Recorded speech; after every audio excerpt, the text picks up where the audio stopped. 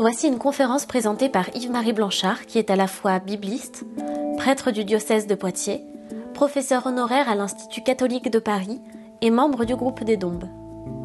Sa conférence, captée au diocèse d'Angoulême, s'intitule « Face au cléricalisme, retour à l'Évangile ».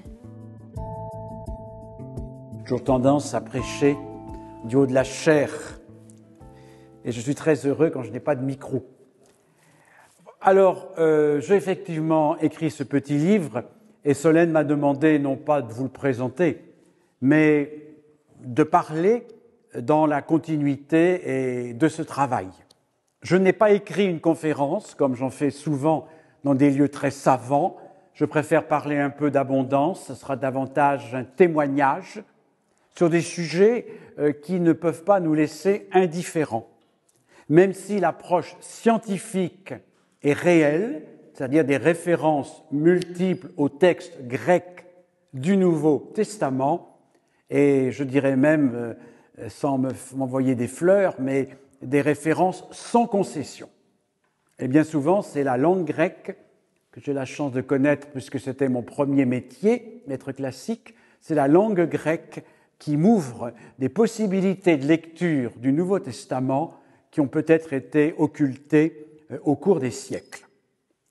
Donc, contre le cléricalisme, je me rappelle que les pères de l'Église écrivaient souvent des contres. Mon cher Hilaire de Poitiers a écrit des contres, mais ce n'est pas contre des personnes, c'est contre une attitude globale qualifiée de cléricalisme. Alors bien entendu, on peut reconnaître des personnes derrière la critique, mais je ne vise personne en particulier. J'essaie de nous inviter à réfléchir en mettant en dialogue ces situations de cléricalisme et des phrases de l'Écriture qui, replacées dans leur contexte, nous invitent à dépasser, à combattre même ces défauts, ces distorsions. Ce faisant, je me permets de me placer sous l'autorité du pape François, qui ne cesse de dénoncer le cléricalisme sans vergogne ni timidité. Donc, je crois me permettre de le faire, sachant que d'autres, plus haut placés dans le magistère de l'Église, ne s'en privent guère. Je commencerai par vous lire les 3 premières notes de bas de page. C'est un petit peu curieux, mais ces 3 premières notes vont me permettre de définir un peu la nature de ce travail. D'abord, je définis le mot cléricalisme. Alors, je ne suis ni historien, ni sociologue. Je ne prétends pas donner une définition savante, mais plutôt une observation assez générale. Or, je suis heureux que les recenseurs, depuis 6 mois de cet ouvrage, saluent ma définition du cléricalisme alors qu'elle n'a rien de scientifique. Donc, je n'ai peut-être pas tapé trop à côté de la plaque. Toujours est-il que, par cléricalisme, nous entendons toutes les formes de gouvernement fondées sur la concentration de l'autorité entre les mains de quelques-uns, sans véritable dialogue ni concertation, avec à la clé l'institution de véritables ségrégations, aussi bien théoriques que pratiques, exercées au détriment de personnes et de groupes tenus pour insignifiants, voire dangereux, en tout cas jugés inaptes à prendre part au débat. Vous voyez que le tableau est large. Je vous invite à le relire ensuite, point à point. Et ce n'est pas le monopole des clercs au sens strict. Les clercs, prêtres, diacres, évêques peuvent être cléricaux, mais beaucoup d'autres le sont, autant, quelquefois davantage. Deuxièmement, ma deuxième note, c'est sur le « nous ». Alors, cette note, elle dit mon propos. Après hésitation, c'est vrai, nous avons choisi d'orthographier au pluriel les mots dépendant du pronom personnel « nous ». Effectivement, un écrivain dit « nous sommes convaincus », il ne faut pas mettre de « S » à « convaincu ». C'est « nous », c'est « je ». En fait, j'ai mis un « S » quand même, et je m'en explique. Au-delà d'un « nous » dit de majesté ou plus simplement de modestie, attestant le caractère personnel des convictions sous-jacentes à ce travail, il nous paraît que la conscience ici exprimée et l'appel fervent à la conversion ecclésiale engagent non seulement l'auteur de ces lignes, mais aussi beaucoup de fidèles aspirant au renouveau de l'Église catholique tel que voulu à Vatican II. Donc mon nous, c'est évidemment mes convictions personnelles fortifiées et nourries par mes recherches bibliques, mais je pense parler aussi au nom d'un certain nombre de chrétiens qui voudraient bien voir le cléricalisme, sinon disparaître, du moins perdre du terrain dans notre Église. Et puis ma troisième note, elle est importante au plan écuménique. Nous ne nous sentons pas autorisés, alors autorisés j'ai mis un S, à dénoncer les défauts des autres confessions chrétiennes, même s'il est vraisemblable que nul n'est à l'abri de dérives cléricales. Mais ce n'est pas à moi le catholique de faire la leçon aux autres. Ils ne sont ni meilleurs ni pires, mais enfin, je ne m'autorise pas de mon statut de chercheur catholique pour faire la leçon aux autres églises chrétiennes. Et je précise mon objectif qui est strictement catholique. Toutefois, l'insistance sur l'institution ecclésiale et l'importance accordée au ministère hiérarchique expose tout particulièrement l'Église catholique romaine. C'est donc à elle en premier que s'adresse notre plaidoyer contre le cléricalisme pour le retour à l'Évangile. De fait, toutes les confessions chrétiennes ont leurs qualités et leurs défauts. L'une des qualités de l'Église catholique, c'est l'importance qu'elle accorde à l'Église et au ministère. Évidemment, ça la rend plus vulnérable peut-être qu'une autre au cléricalisme. On a toujours les défauts de ces qualités, comme c'est bien entendu. Voilà un petit peu le cadre dans lequel je vais me lancer. Alors, j'ai 6 chapitres, plus un 7e, et ces 6 chapitres ont tous en exergue une parole d'écriture qui me bouscule. Et la première, qui vraiment me bouscule depuis très longtemps, vous la connaissez, ne dites à personne « Père ». Or, depuis 41 ans que je suis prêtre, je suis assailli et fatigué de m'entendre appeler Père, mon Père, sur une enveloppe, Père, peu importe, mais dans le dialogue continuel, lorsque ça revient à chaque fin de proposition comme ponctuation, vous savez, en français populaire, il y a des gens qui disent des gros mots à toutes les propositions, à la place de la virgule, mais en milieu catholique, il y a des « mon père » qui remplacent la virgule, laquelle, semble-t-il, est inconnue d'un certain public. J'en ai marre de ce père, mon père, je ne suis pas votre père. Et il y a 1 an ou 2, j'ai prêché la sépulture de mon maître absolu, le prêtre qui m'a formé intellectuellement, lettres classiques et humainement. Eh bien, j'ai commencé l'homélie. Il n'était pas mon père, je n'étais pas son fils. Et Dieu sait si nous nous aimions et si j'ai reçu de lui. Mais il n'y avait pas cette espèce de fausseté d'un rapport père-fils. Je n'avais qu'un père humain et je n'ai pas envie que d'autres se prétendent mon père et je n'ai encore moins envie d'être appelé père à tour de bras. Et alors, vous me direz, c'est peut-être une réaction allergique. Oui, sauf que j'ai vérifié l'importance de la parole de Jésus dans le texte de Matthieu, c'est pas une parole en l'air, hein. Vous lirez ça dans le livre, je ne vais pas le démontrer ici.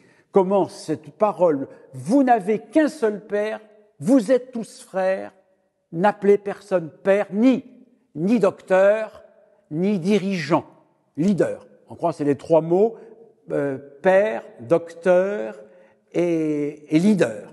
Vous n'avez qu'un seul Père, à plus forte raison, épargnez les titres de docteur et de leader au sein de la communauté des disciples. Alors peut-être que le monde le fait, c'est son droit, mais notre communauté chrétienne n'a pas à se calquer systématiquement sur la logique du monde. Cela est en général parfaitement mortifère. Donc, ne dites à personne Père.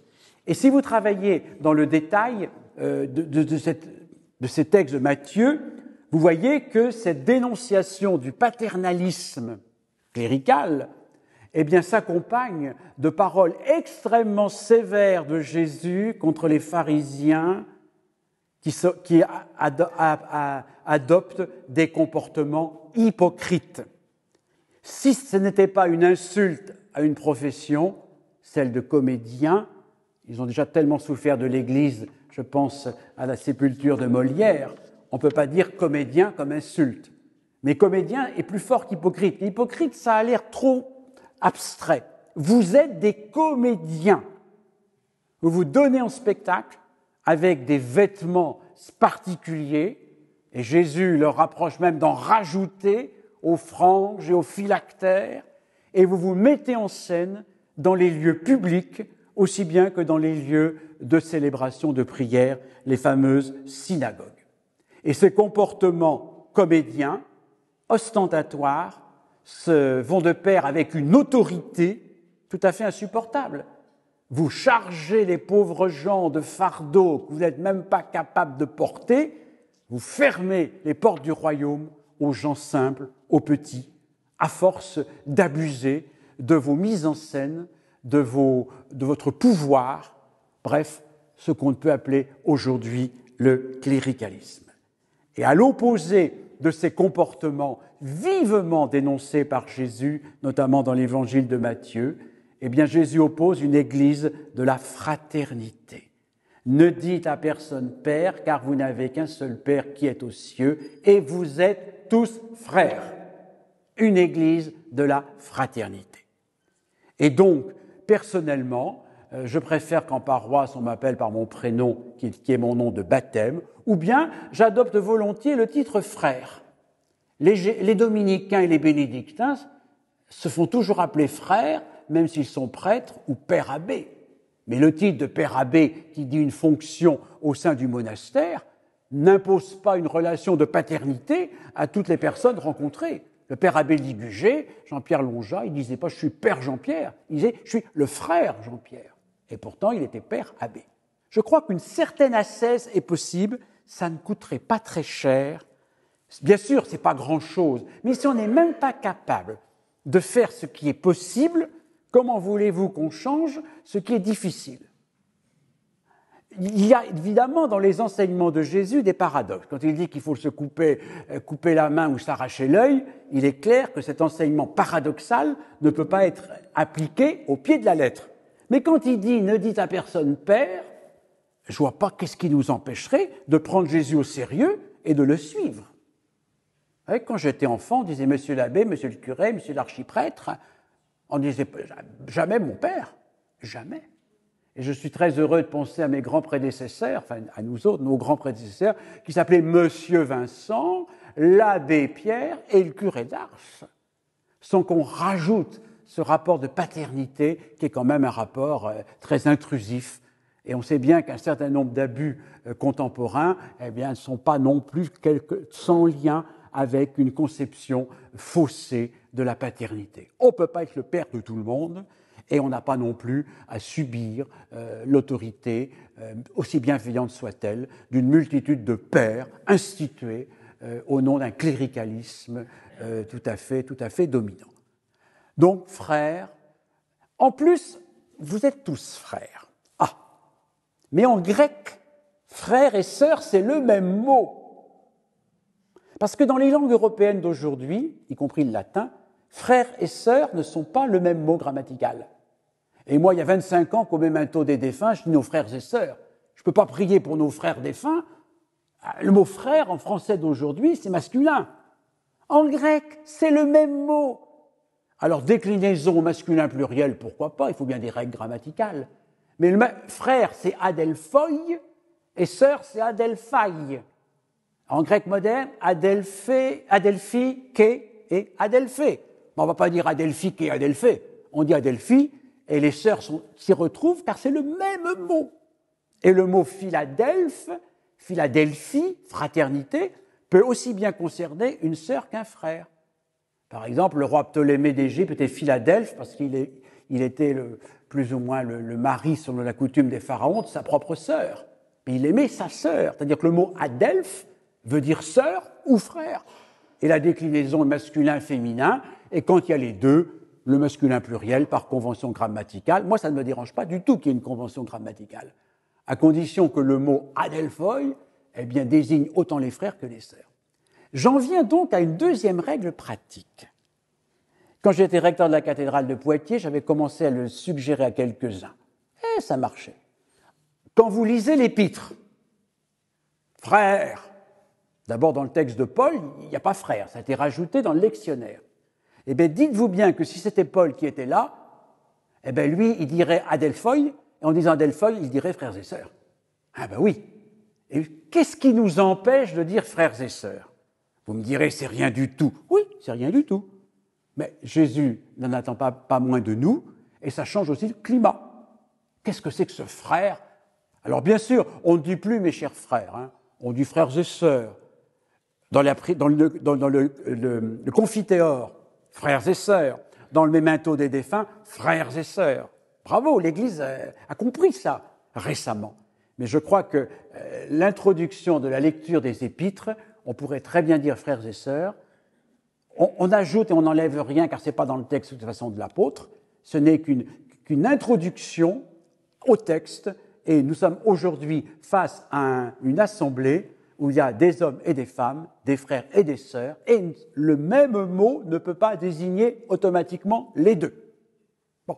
Alors ça, c'est des choses toutes simples, naïves, qui m'habitent au niveau de mon premier chapitre. Mais je vais plus loin. Je prends en deuxième chapitre l'adresse de l'une des épîtres pauliniennes, celle aux Colossiens, mais peu importe, où Paul s'adresse aux saints et frères fidèles en Christ. Ben, saint et sainte, c'est le même mot. Frères et sœurs, c'est le même mot. Bon. J'ai regardé de près toutes les adresses des épîtres de Paul.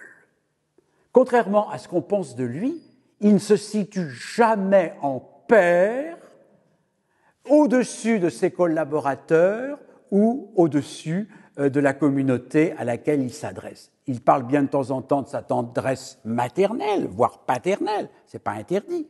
Mais Paul introduit toujours sa correspondance au plan horizontal. Il n'y a pas de verticalité. Ses compagnons sont apôtres comme lui, sont même des camarades de régiment, sustratiotes, le copain de garnison, sont des camarades, des collaborateurs, hein, avec le mot ergon qui veut dire le travail, ceux qui travaillent avec lui, c'est des collaborateurs, c'est des frères, il le dit souvent, et il y a même des sœurs. Il évoque aussi des sœurs.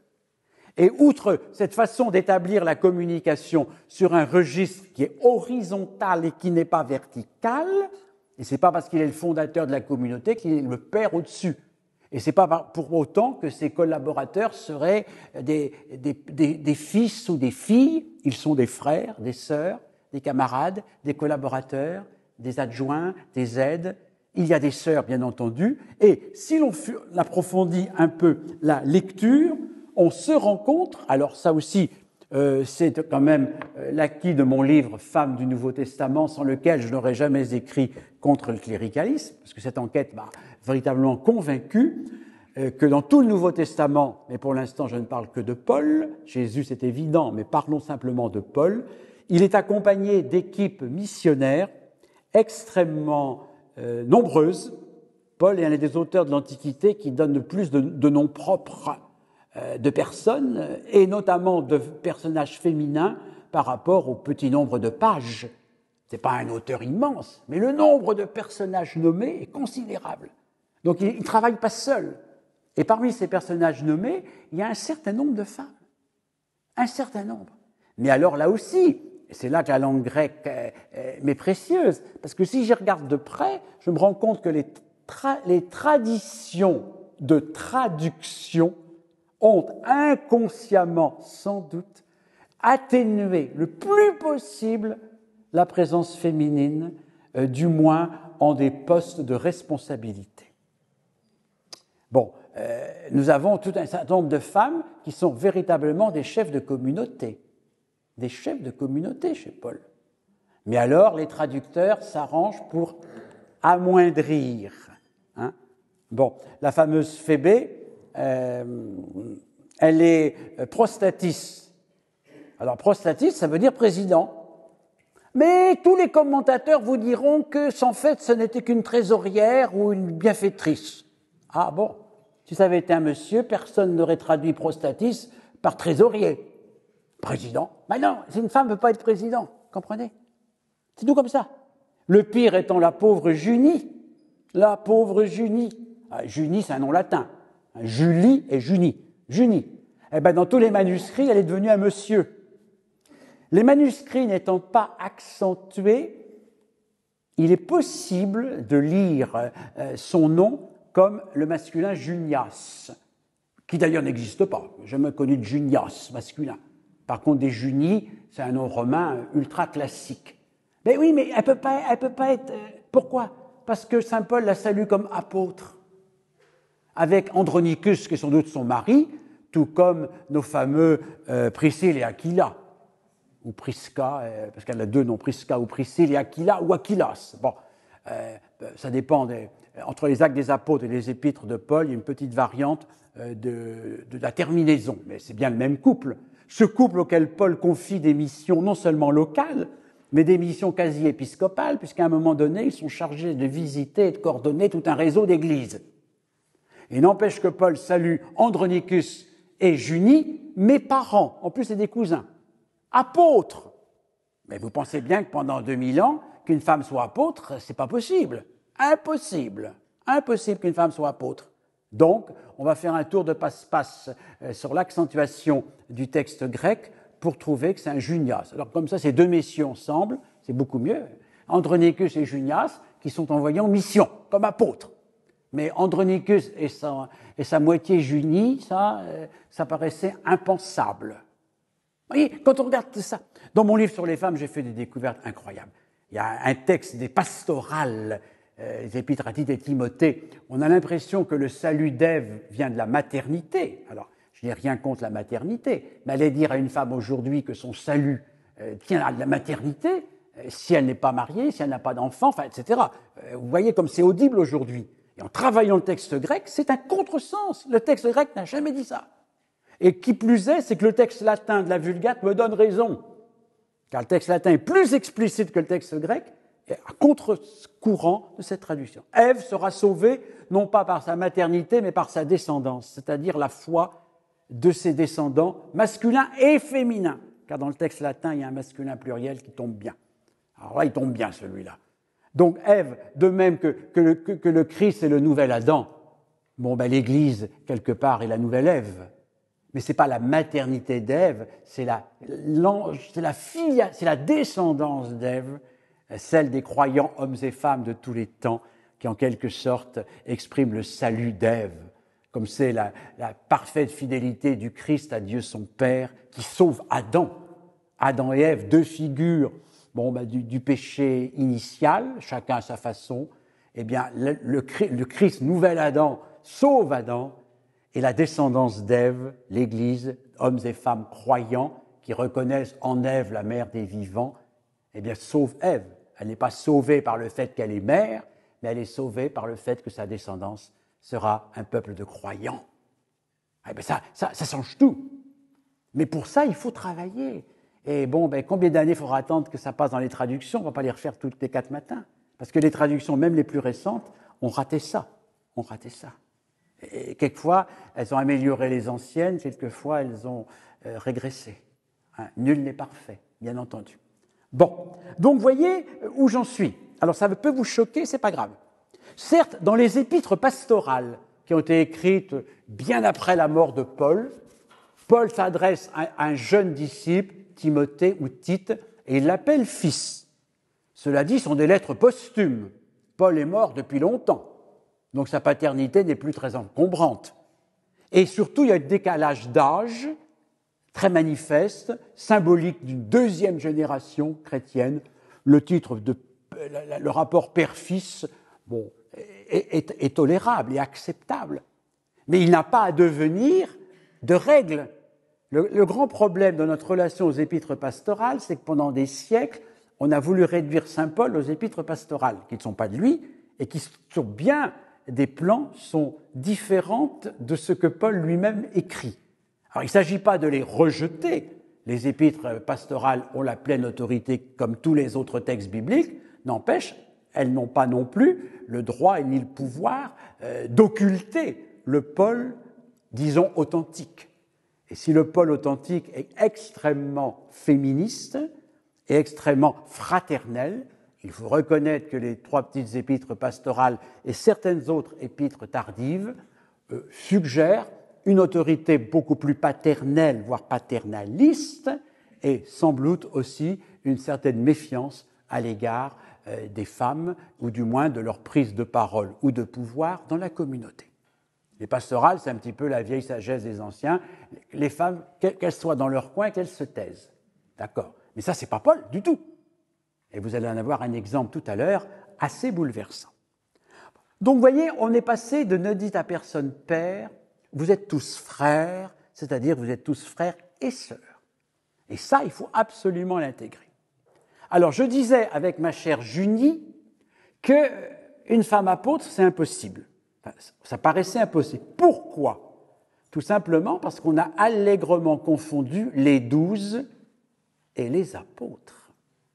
Ah, même saint Paul, dans 1 Corinthiens, quand il énonce la première confession de foi, ce qu'on appelle le kérigme, et le relais des témoins, jusqu'à lui, l'avorton, le dernier né, et celui qui était impossible à naître finalement, eh bien, il distingue nettement le témoignage des 12, et il nomme Képhas, Pierre, et le témoignage des apôtres, et il nomme Jacques de Jérusalem, qui n'est pas l'un des 12.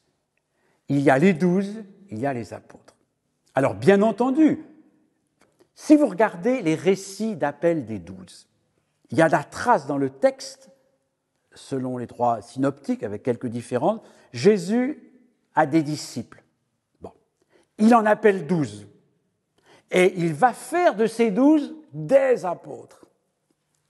Les apôtres, c'est les 12 en deuxième temps, et c'est beaucoup plus que les 12. La preuve, les 72 chez Luc. Ou le fait que dans les Actes des apôtres, les 12 disparaissent pratiquement après la Pentecôte, et qu'on ne parle plus que des apôtres. Et que le premier des apôtres, vous savez bien, c'est saint Paul. C'est le plus grand des apôtres. Il n'a jamais été l'un des 12. Et Marie de Magdala chez saint Jean. Jésus va dire aux frères.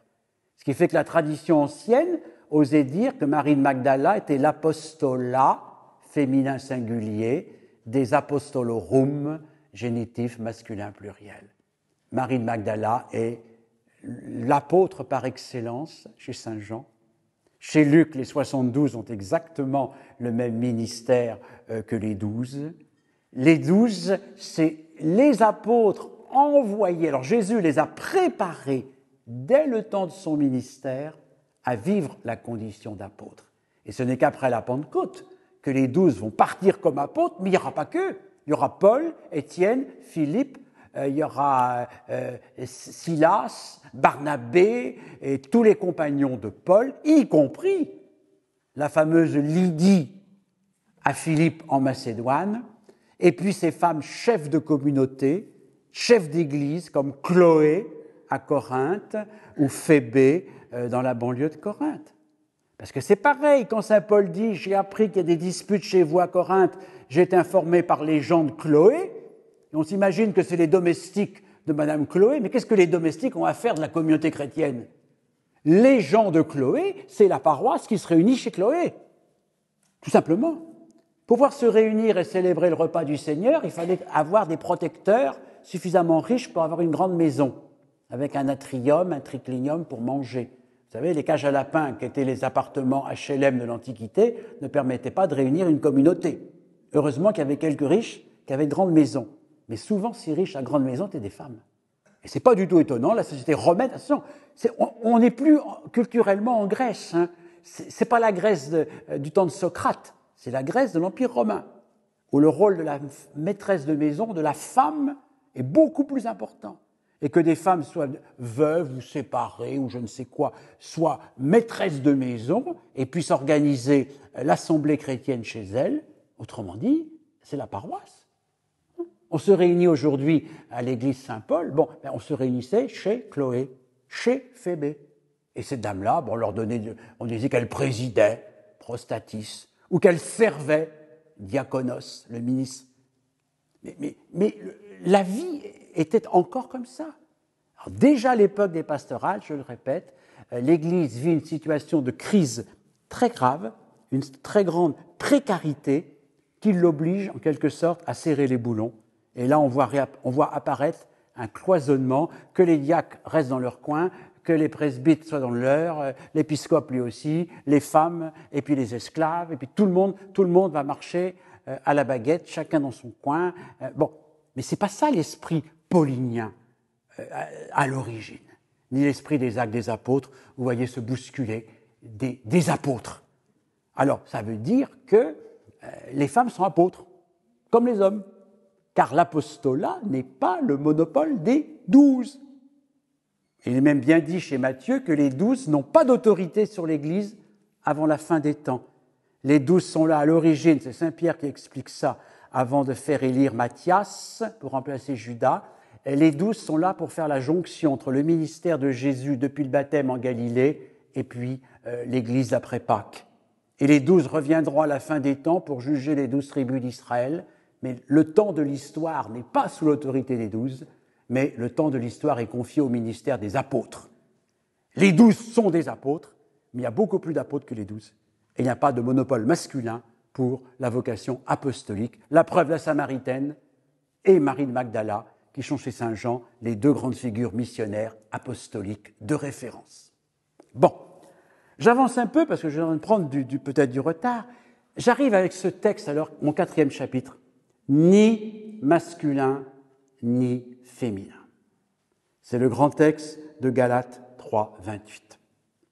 Paul dit qu'au titre du baptême, c'est très clair dans le texte, ce n'est pas de la sociologie, au titre du baptême, il n'y a plus, non, il n'y a pas, il ne dit même pas il n'y a plus, il n'y a pas. Donc il n'y a aucune raison qu'il y ait des juifs, il n'y a ni juifs ni grecs, ni esclaves, ni personne libre, je m'interdis de dire homme, on peut très bien dire, il y a des femmes, bon, ni esclaves, ni personne libre, et il n'y a pas masculin et féminin. Le ni-ni qui raye concerne les juifs et les grecs, les esclaves et les personnes libres. Bon. La troisième catégorie, il ne dit pas qu'il y a ni homme ni femme. Heureusement, il y aura toujours des hommes et des femmes. C'est même la condition de l'alliance. Il n'y a pas plus biblique que l'alliance. Dire qu'il n'y a ni homme ni femme, c'est stupide. On peut rêver qu'il n'y ait plus ni juif ni grec, ni esclave ni homme libre. Ça, on peut. Mais on ne peut pas rêver qu'il n'y ait plus d'hommes et de femmes. Bon. D'ailleurs, Paul n'a pas employé homme et femme. Il a employé deux mots grecs qui peuvent s'employer soit pour les animaux, mâle et femelle, mais ce n'est pas très correct de traduire comme ça, soit grammaticalement. Allez voir dans le dictionnaire grec Gaphio, vous verrez. Ces mots qu'on emploierait pour des animaux ou au niveau anatomique pour dire mâle et femelle, en fait, c'est les termes de genre masculin, féminin. Donc, il y aura toujours du masculin et du féminin, sans doute, mais il n'y a pas masculin et féminin. La négation porte sur le « et ». C'est-à-dire que dans l'économie nouvelle née du baptême en Christ, par lequel nous recevons l'adoption filiale, qui nous fait frères et sœurs dans l'esprit, eh bien, il n'y a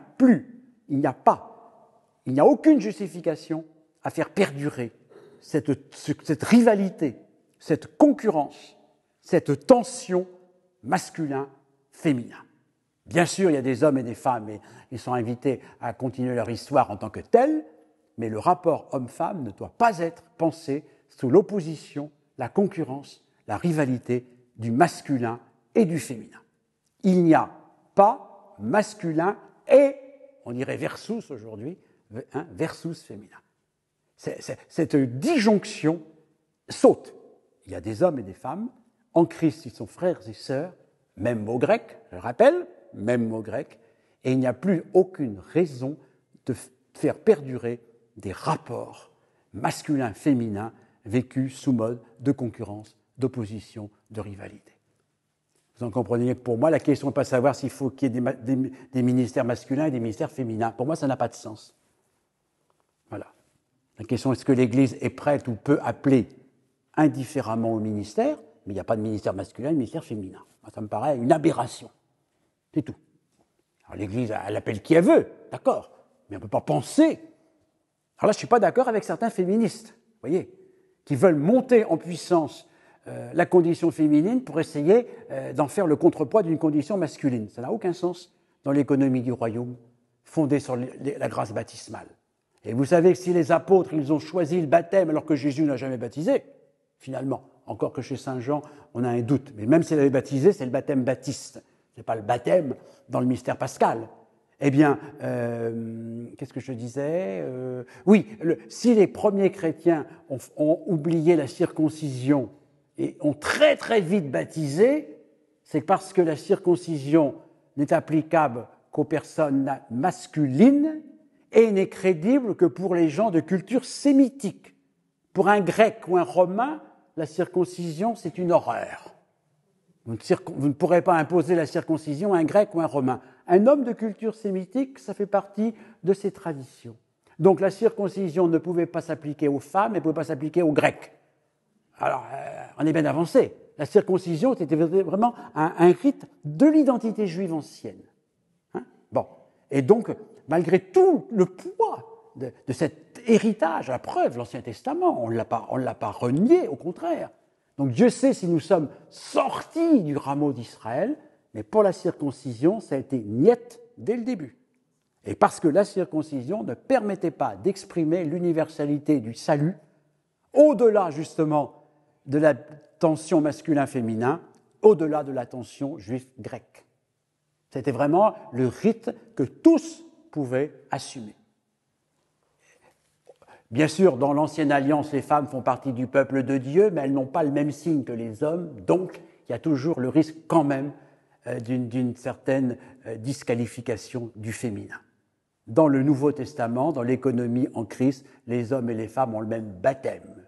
Et chez Saint Jean, la femme qui accouche dans la souffrance se réjouit qu'un être humain soit venu au monde. Elle ne se réjouit pas qu'un homme soit venu au monde. Un être humain, ça peut être un garçon ou une fille, la joie est la même. Et d'ailleurs, le grec emploie le mot anthropos, qui veut dire l'être humain, et pas aner, qui veut dire l'être humain masculin. Parce que là encore, notre français est bien embêté parce qu'on n'a qu'un seul mot homme. Alors que le grec et le latin, ils en ont deux. Et vous pouvez vérifier de près. Bien sûr, quand c'est Nicodème, c'est un homme masculin. Encore que je crois bien que ça commence par 20 anthropos, un être humain. Enfin, on peut dire un homme. On ne va pas faire de chichi. Et méfions-nous de tout ça. Moi, personnellement, je me bats maintenant dans les traductions. Par exemple, le pronom français « quiconque » est horrible, mais pour ne pas dire « quiconque croit », eh bien, on dit « tout homme qui croit ». Sauf que chez Saint Jean, il n'y a pas le mot « homme ». Et à force de ressasser aux oreilles des dames « tout homme qui croit sera sauvé », elles finiront par croire que ça ne les concerne pas. Alors, ne rajoutons pas des hommes à toutes les phrases. C'est plus audible aujourd'hui, excusez-moi. Hein. J'y peux rien, c'est pas moi qui ai inventé la culture moderne. C'est plus audible. On ne peut plus entendre des hommes, des hommes, des hommes. Non. Il faut que les chrétiens soient clairs. Et le cléricalisme, il est très lié à tout ça. D'où j'en arrive à mon quatrième... Non, je suis dans mon 4e chapitre. Alors, la chose formidable, et ça, je le ressasse depuis déjà pas mal de temps, c'est qu'en 1 Corinthiens 11, quand saint Paul décrit l'assemblée de Corinthe, alors il reconnaît que hommes et femmes vaudrait mieux qu'ils ne soient pas habillés tout à fait pareil parce qu'il y a des tabous de la société. Les hommes, ils doivent avoir les cheveux courts, les femmes, les cheveux longs, et les cheveux couverts, ce qui ne veut pas dire forcément un voile. Ça peut très bien être coiffé. Mais enfin, peu importe. Même qu'elles auraient un fichu, bon. Il est d'accord, il faut respecter certains codes. En revanche, pour Paul, vous avez exactement la même construction grammaticale pour dire « tout homme qui prie et prophétise », et le verset suivant, 11.4, 11.5, « toute femme qui prie et prophétise ». Qu'est-ce que ça veut dire prier et prophétiser ? Prier, c'est faire monter vers Dieu la parole qui vient des hommes. Prophétiser, c'est faire descendre sur le monde la parole qui vient de Dieu. Quand je préside l'Eucharistie, si je dis « ceci est mon corps », c'est une parole prophétique. C'est la parole de Dieu qui descend sur les oblats. Mais si je dis « Seigneur, nous te prions », ou « Seigneur, exauce-nous », Ça, c'est une prière qui monte vers Dieu et la prophétie descend. Or, dans l'Antiquité, tout se fait à voix haute. Donc, tout homme ou toute femme, exactement la même construction. Ils n'auront peut-être pas la même coiffure, mais ils auront le même rôle. Alors, je ne sais pas quel est le plus évolué, si c'est Paul ou si c'est nous. Nous, on a le droit de s'habiller comme on veut, mais il reste des discriminations très, très fortes. Chez saint Paul, on ne va peut-être pas s'habiller n'importe comment. Bon, il y a des règles sociales de l'époque. N'empêche que pour l'essentiel, l'économie du royaume, eh bien, la femme prie et prophétise à haute voix et l'homme prie et prophétise à haute voix, et c'est les mêmes mots. Ah, ça n'a pas duré longtemps, vous me direz. Ben oui, ça n'a pas duré longtemps. Dès le tournant du 1er, 2e siècle, ça saute. Et pourtant, chez saint Jean, c'est bien Marie de Magdala qui va la première apporter aux frères et sœurs, va dire aux frères et sœurs, l'Église, fraternité. Et chez saint Jean, l'Église est née au pied de la croix d'une histoire de famille. Quand Jésus donne sa mère à son disciple, ce qui fait que son disciple devient son frère, adoptif, héritier. Donc qu'est-ce que c'est que l'Église chez saint Jean ? Ce n'est pas une institution, c'est une adoption mutuelle. Dieu nous adopte comme ses propres enfants. La mère de Jésus adopte le disciple adopte la mère, et nous nous adoptons les uns les autres. Au nom de l'unique Père, nous sommes frères, frères-sœurs. Le mot sororité vient à la mode, il n'y a pas longtemps, il y a 5-6 ans simplement. Mais oui, fraternité, ça ne suffit pas. Philadelphia en grec, aucun problème. Ça peut être des hommes comme des femmes, des frères comme des sœurs, la Philadelphia. Mais en français, la fraternité, c'est comme mon memento des défunts, je ne peux pas prier uniquement pour les hommes morts, je prie aussi pour les femmes mortes. Et la joie de l'enfant qui naît n'est pas réservée au petit bébé masculin, la joie est la même pour le petit bébé féminin. Enfin, on est quand même tous d'accord là-dessus depuis quelque temps, et même depuis toujours. Parce que vous savez, méfiez-vous de l'orgueil de nos civilisations modernes. Les anciens n'étaient pas plus bêtes que nous, et pas plus sauvages que nous. Et on dit tant de mal sur les mœurs en Antiquité. Il y avait beaucoup de tendresse aussi, beaucoup d'amour. Quand on gratte dans la poésie grecque ou romaine et biblique, que d'amour. La famille, ce n'est pas nous qui l'avons inventée. Cessons de regarder les anciens comme des primitifs. Et cessons de projeter sur les textes bibliques les caricatures que nous nous sommes faites des sociétés antiques. Bon, j'ai passé ma vie avec les Grecs et les Romains de l'Antiquité et avec le peuple de Dieu. Ben, je crois qu'il y a bien des choses à en apprendre aussi. Et que les textes ne nous obligent pas à ce cléricalisme, à ce paternalisme, à ce machisme. Au contraire. Bon, je continue, mais ça va être très rapide, j'ai plus que 5 minutes, mais ça va. Je fais dans un 5e chapitre, vous aurez tout de suite compris, le plus petit chez vous, c'est celui qui est grand. Car tout ce que je viens de dire, finalement, est supporté par le grand principe tellement fort, notamment chez Matthieu, que dans la communauté des disciples, les plus petits seront les premiers. Celui qui veut gouverner, qu'il soit tout petit. Les premiers seront derniers, etc. Or, c'est d'autant plus étonnant que l'évangile de Matthieu est celui qui sacralise le plus l'Église. Et on s'appuie toujours sur Matthieu pour justifier le pouvoir des clés de Pierre, l'autorité des 12. Eh bien, en réalité, l'évangile de Matthieu ne cesse de déconstruire ce modèle. La preuve, les béatitudes. Les béatitudes de Matthieu, c'est la règle absolue d'interprétation de tout. Et qu'il y ait un collège des 12, pourquoi pas? Que Pierre ait une fonction, pourquoi pas? Que les apôtres qui succèdent aux 12 exercent des fonctions, mettent en place des ministères. Oui, mais tout ça ne peut se faire que dans l'esprit des béatitudes. Heureux les pauvres, les doux, les humbles et tout ce que vous voudrez. Donc, la charte fondamentale de l'Évangile, c'est le renversement des valeurs du monde, la négation de toute forme de pouvoir exercé au détriment des plus petits, des plus pauvres, moyennant une mise en valeur de soi ou la promotion de telle ou telle catégorie. Toute notion de séparation, de ségrégation, donc aussi de sacralisation. Alors bien entendu, le fait que le ministère ordonné soit proposé uniquement à des hommes célibataires, bon, je ne discute pas sur le fond, mais évidemment, ça crée un régime de séparation. C'est obligé. Et dès qu'il y a séparation, eh ben, il y a ségrégation quelque part. Distinction ne veut pas dire séparation. Sacralisation. Vous savez que nos frères protestants français n'aiment pas employer le mot ordination. Maintenant, ils l'emploient d'ailleurs. Mais ils n'aimaient pas traditionnellement l'employer, pas d'abord pour des questions de théologie sur le sacrement de l'ordre, mais d'abord parce que pour eux, l'ordination, c'est l'entrée dans un ordre social. Et ils ont un tellement mauvais souvenir de l'Ancien Régime avec les 3 ordres, que quand ils voient une ordination ou une concélébration catholique, ils ont quand même bien l'impression qu'il y a un ordre social, celui des clercs.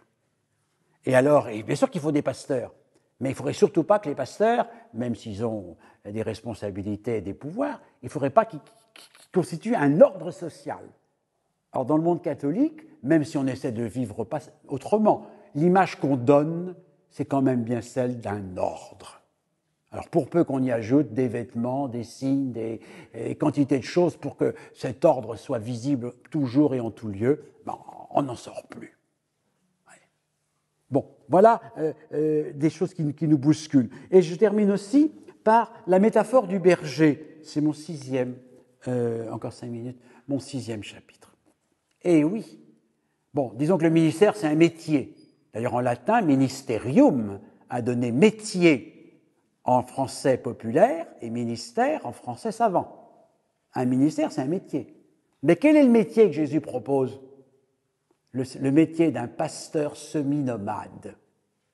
Ah oui, c'est pas un roi, c'est pas un souverain pontife, c'est un berger semi-nomade.